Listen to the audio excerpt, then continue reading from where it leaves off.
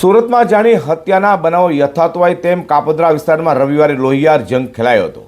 કાપોદ્રાના એક એન્જિનિયરિંગ પેઢીમાં સાથે બેસીને જમી રહેલા મિત્ર વચ્ચે કોઈ કારણોસર તકરાર થતાં બે શખ્સોએ મળીને પોતાના જ મિત્રની લોખંડના સળિયાના ફટકા મારી કરપીણ હત્યા કરી નાખી હતી।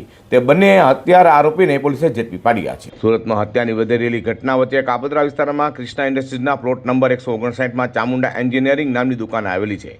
અહીં રવિવારના રોજ અજય કુમાર મિત્રો સુરેશ સાકેત અને મનોજ સાકેત સાથે હાજર હતા। ત્રણેય મિત્રો બહારથી જમવાનું લાવી દુકાનનું શટર અંદરથી બંધ કરીને જમવા બેઠા હતા। તો જમતી વખતે કોઈ બાબતે અજય કુમાર અને સાકેત બંધુઓ વચ્ચે બોલાચાલી થઈ હતી।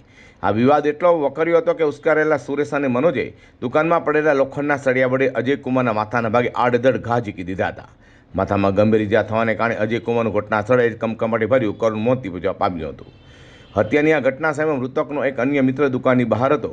અંદર ચાલી રહેલી ઝપાઝપી અને અવાજ સાંભળી તેને તાત્કાલિક કાપોદ્રા પોલીસને જાણ કરી હતી। પોલીસ જ્યારે ઘટના સ્થળે પહોંચી ત્યારે આરોપીઓને અંદરથી શટર બંધ રાખ્યો હતો અને તેઓ લાશ પાસે જ બેસી રહ્યા હતા। અંતે પોલીસે શટર તોડીને અંદર પ્રવેશ કર્યો હતો અને ત્યાંથી બંને હત્યારા આરોપીઓ સુરેશ સાકેત અને મનોજ સાકેતની સ્થળ પરથી ધરપકડ કરી છે। ઘટનાની ગંભીરતા જોતા કાપોદ્રા પોલીસની સાથે એફએસએલની ટીમને પણ બોલાવવામાં આવી હતી। એફએસએલ દ્વારા ઘટના સ્થળથી લોખંડનો સળિયો, લોહીના નમૂના અને અન્ય વૈજ્ઞાનિક પુરાવાઓ એકત્રિત કરાયા છે। કાપોદ્રા પોલીસે મૃતકની લાશને પોસ્ટમોર્ટમ અર્થે ખસેડી છે અને બંને આરોપીઓ વિરુદ્ધ હત્યાનો ગુનો નોંધી વધુ તપાસ હાથ ધરી છે કે આ વિવાદ પાછળનું ચોક્કસ કારણ શું છે।